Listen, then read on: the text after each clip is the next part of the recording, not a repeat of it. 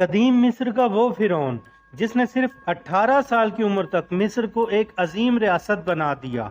वो फिरौन जिसने अपनी सगी बहन से शादी की और 9 साल की उम्र में मिस्र का तख्त संभालने वाला ये फिरौन जिसकी मौत आज तक एक राज है। इस फिरौन की मम्मी ढूंढने वालों के साथ क्या हुआ, ये सब जानते हैं इस वीडियो में। तूतनखामन एक ऐसा मिस्री बादशाह था जिसे मिस्र की पुरानी और देवमालाई कहानियों में तलिस्माती बादशाह माना गया है और उसे एक हैबत और जलाल वाले बादशाह का नाम दिया गया है। दरअसल कदीम मिस्र में फिरौन किसी एक शख्स का नाम नहीं बल्कि ये मिस्र के बादशाहों का टाइटल था और ये तूतनखामन फिरौन मिस्र पर हुकूमत करने वाले 18वें शाही खानदान में से था। मिस्र की ज़मीन पर आज से 5000 साल पहले फिरौनियों का राज चलता था और उनका ये दौर 3000 साल तक चलता रहा, जिसमें 31 शाही खानदानों ने हुकूमत की और उन खानदानों में सैकड़ों फिरौन तख्त पर बैठे। उन फिरौनों में हम चंद एक फिरौनों के बारे में ही जान सके। तूतनखामिन उन फिरौनों में से एक है।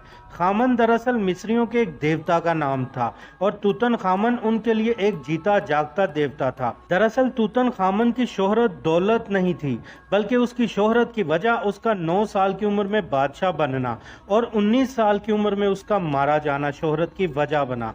तूतनखामिन के बाप का नाम आखनातन था जो एक जालिम और अय्याश फिरौन था जो पूरे मिस्र में अपनी अय्याशियों की वजह से बदनाम था और पड़ोसी ममालिक भी उसकी इन हरकतों की वजह से उससे नाराज रहते थे। आखनातन की जब मौत हुई तो तूतनखामन सिर्फ 9 बरस का था और इस कम उम्र में ही उसे तख्त पर बिठा दिया गया। तूतनखामन ने तख्त पर बैठते ही अपनी बड़ी बहन आनकन सामन से ही शादी कर ली। दरअसल मिस्र में बहन भाई की शादी को बुरा नहीं समझा जाता था और ख़ास शाही ख़ानदान में ज़रूरी ये बात थी कि उनकी नस्लों में कहीं भी शाही खून में मिलावट ना हो और हुकूमत किसी बाहर शख्स को भी ना जाकर मिले, एक ही ख़ानदान में रहे। बहरहाल तूतनखामन ने तख्त संभालते ही अपने बाप की गलतियों को एक एक करके ठीक करने की कोशिश की। उसने लोगों पर मज़हब की आम इजाज़त दी और पड़ोसी ममालिक से बेहतर ताल्लुक़ बनाए। तूतनखामन ने सिर्फ 6 साल में पूरे मिस्र में तरक्की याफ्ता काम और सड़कें बनवाईं और बहुत से फलाही काम किए और पूरे मिस्र में एक ही नाम की गूंज हुई और वो था तूतनखामन। माहिरीन के मुताबिक तूतनखामन एक ज़हीन और बेहतरीन बादशाह था, मगर वो जिस्मानी एतबार से एक कमज़ोर इंसान था और वो मैदान के जंग में किसी से लड़ नहीं सकता था।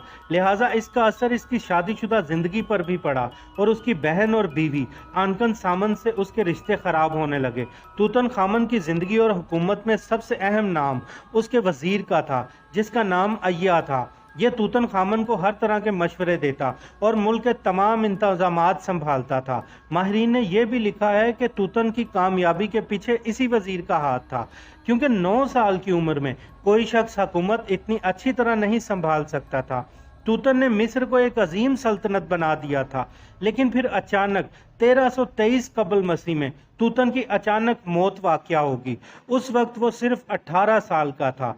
कुछ माहिरीन का कहना है कि तूतन की मौत बीमारी की वजह से हुई।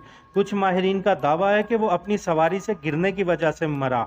मगर तूतन की मौत एक राज है जो आज तक साफ नहीं हो पाया। फिर सैकड़ों सालों तक मिस्री लोग तूतन के मकबरे को खोजते रहे, मगर वो इस खोज में भी नाकाम रहे और आखिरकार एक ब्रिटिश आर्कियोलॉजिस्ट हार्वर्ड कार्टर ने 1922 को इस मकबरे को मिस्र के शहर लक्सर में ढूंढ निकाला। जब साइंसदानों की टीम इस मकबरे में दाखिल हुई तो हैरत अंगेज तौर पर इस मकबरे में दफन हर चीज़ वैसे की वैसे ही पड़ी हुई मिली। तूतनखामन के इस मकबरे से 3000 चीज़ें बरामद हुईं, जिनमें बादशाह के इस्तेमाल किए जाने वाली रोज़मर्रा की चीज़ों से लेकर उसके सोने का तख्त, सोने का नकाब, हीरे और जवाहरात से भरे संदूक और उसकी सवारी यानी बग्गी शामिल थी। वैसे तो इस अनमोल ख़जाने का कोई मोल नहीं है और अगर आज के हिसाब से कीमत देखी जाए तो ये $2 बिलियन या 16,600 करोड़ रुपए से भी ज़्यादा बनता है। माहिरीन ने जब उस मकबरे को खोदा तो वहाँ से एक तहरीर शुदा ख़त बरामद हुआ जिसे सुपर कंप्यूटर की मदद से पढ़ा गया तो लिखा था, बादशाह तूतन के सकून को बर्बाद करने वालों को खौफनाक मौत आएगी। मगर उनमें से किसी ने इस तहरीर पर ख़ास तवज्जो न दी क्योंकि ऐसा माना जाता था कि फिरौनों के मकबरों में रखे जवाहरात को चोरों से बचाने के लिए ऐसी इबारतें लिखी जाती थी ताकि मकबरे का खजाना चोरों से महफूज रहे। लिहाजा जब तूतन खामन के मकबरे को खोद कर तूतन खामन की लाश को बरामद किया और इस मम्मी को लिबर्टी ले गए और खजाने को नेशनल म्यूजियम रख दिया गया, लेकिन उस तहरीर में कहीं ना कहीं कोई सच्चाई छुपी हुई थी। लोगों को ये यकीन तब हुआ जब तूतन की खोज करने वालों की एक एक करके मौत होने लगी। सबसे पहले टीम फाइनेंसिस जॉन जेफी मकबरे में दाखिल हुआ तो उसे फौरन बुखार हो गया और बुखार की हालत में 1 हफ्ते के अंदर उसकी मौत वाक़या हो गई। उसके बाद एडवर्ड नामी इसी टीम का एक और आदमी मकबरे में दाखिल हुआ तो कुछ दिन में अंधा हो गया। उसे बहुत सी बीमारियां भी हो गईं और फिर वो भी मर गया। अगला नंबर लॉर्ड कार्नर नामी आदमी का था जो बाकियों की तरह मकबरे के अंदर गया तो उसे एक मच्छर ने काट लिया जिस वजह से उसे मलेरिया हो गया और वो भी 10 दिन के अंदर उसकी मौत हो गई।